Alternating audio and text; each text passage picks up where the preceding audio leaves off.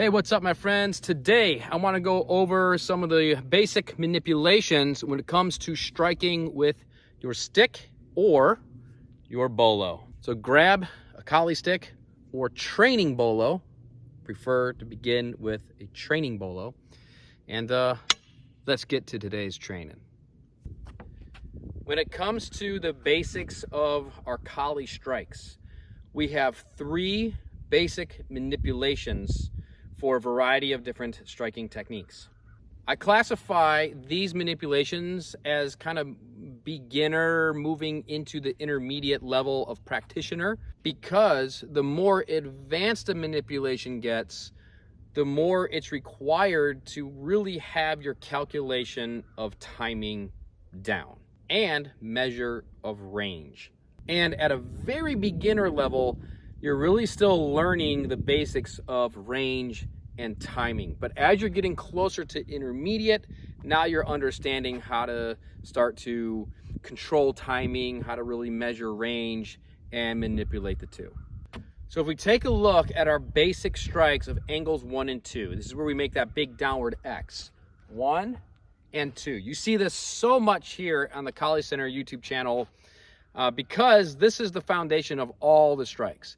Diagonal strikes and striking on the downward angle 1 and the backhand downward angle 2. These are such basic strikes, but they are the highest percentage strikes. You're going to keep coming back to these strikes because they offer a lot of range on the strikes, a lot of speed, a lot of power, and also a lot of protection. So even as you're learning all these other types of manipulations, you're going to always come back to your angles 1 and 2. So at the very beginning level, we want to build a strong foundation with these basic strikes. So what are these basic striking manipulations that I'm talking about? So the first one is what I just demonstrated. We're going to be striking from the shoulder. Now this is the big strike. This is where we have the biggest arc, and this is where we can gain the most power. And because we're building a lot of leverage using the shoulder as our point of rotation.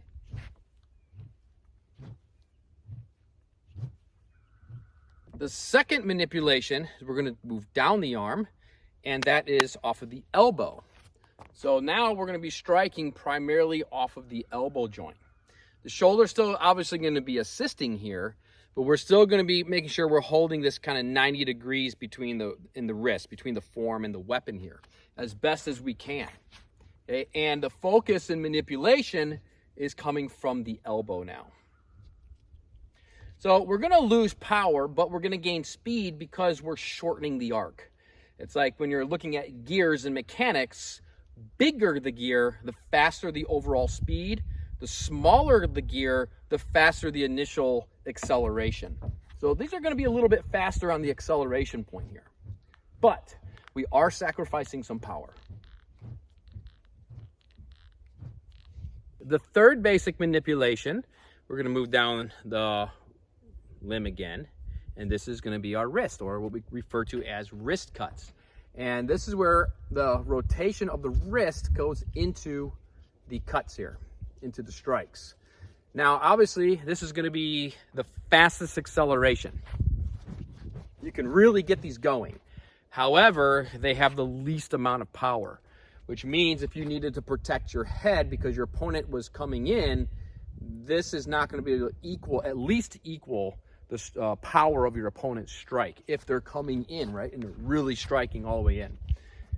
But this is used more as a intermediate manipulation because sometimes you can go and attack the opponent's hand and hit the hand.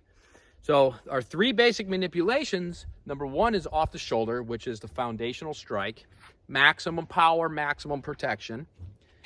Number two is off of the elbow. It's like our medium strike, we can call it. And then number three is our wrist strikes or wrist cuts, which is our small circular or small X strikes. Where do these smaller manipulations really come into play, especially the wrist cuts? Because they're not going to be able to really do a sufficient amount of damage with a stick. Now, the shoulder cuts Absolutely. Those can bash people's heads, break bones, I mean, knock people out. Those are very powerful strikes with any object that you can pick up and hold in your hand. Even the elbow manipulation strikes can offer some pretty good power. That starts to move into the dependence of the actual tool that's in your hand. Obviously, the more dense of a stick, the better that, the more effective that the elbow strikes are going to be. But in the world of Kali, the stick is a training tool for the bolo. Obviously, when we're utilizing a blade, the result of these strikes change when they make impact on the opponent. So obviously our shoulder strikes are going to be very powerful here, and they're very fast. Okay? And especially when you're moving around, you have your footwork going, you're changing range, you're changing up the angles. Kali is extremely fast. And if you come and train with us in person at some point, come out to one of our training camps, seminars, this is the first thing that you're going to notice, or at least one of the first things, is just how fast this martial art actually is. But as we're moving from the shoulder cuts into the elbow cuts, obviously we have the blade here, so we don't need a whole lot of power to do a sufficient amount of damage on our opponent. Whether we're striking their limb or we're striking the body, that would be including the head. And also as we go into the wrist cuts, that speed is going to now work in our favor. You're still not going to have this, super amount of power as you would striking off of the shoulder, which is obviously closer to the lats, closer to the pecs, just to the torso. But you can still lop off some fingers, really open up that wrist. And these are the wrist cuts. That's really mostly where they're going towards, is that hand. It's a quick manipulation if I needed to break the timing, change the timing, and strike the opponent's hand. So as taught off of our basic angles 1 and 2 on these manipulations, now we can take them and we can change the lines, and now we can strike on our angles 3 and 4. So we have our strikes off of our shoulders, we have our strikes off of our elbows, and of course we have the manipulation from the wrist. This also works on our horizontal strikes. By striking from the shoulders, we can strike from the elbows, or we can strike from the wrists. You're not going to see the horizontal wrist cuts too much. Most of the time where you're going to see that is when you manipulate it into a thrust, because the horizontals just don't provide as much protection at corto, at short range, as the diagonals do. But it's still good to get familiar with what you can do with the weapon. And of course, as we are striking on our vertical strikes, right, we can strike from the shoulder, we can strike from the elbow, and we can strike from the wrist. So now for you, the training is to grab your gear, go outside, maybe go for a hike or something like that, and experiment with these different striking manipulations on all of these different angles, and get familiar with them, put them into your repertoire, and then when you have a training partner with you, see if you can experiment with them and land some of these strikes and manipulations in your sparring. If you want to continue your training with me here at Kali Center, the best thing to do is head over to KaliCenter.com, and I got 2 basic options for you. Number 1, if you're just focusing on solo training, if you don't have access to a training partner or a group or anything like that, then check out my Kali Foundation home study course. It's 100% solo training. I'm building the largest solo training program of Filipino martial arts ever in existence.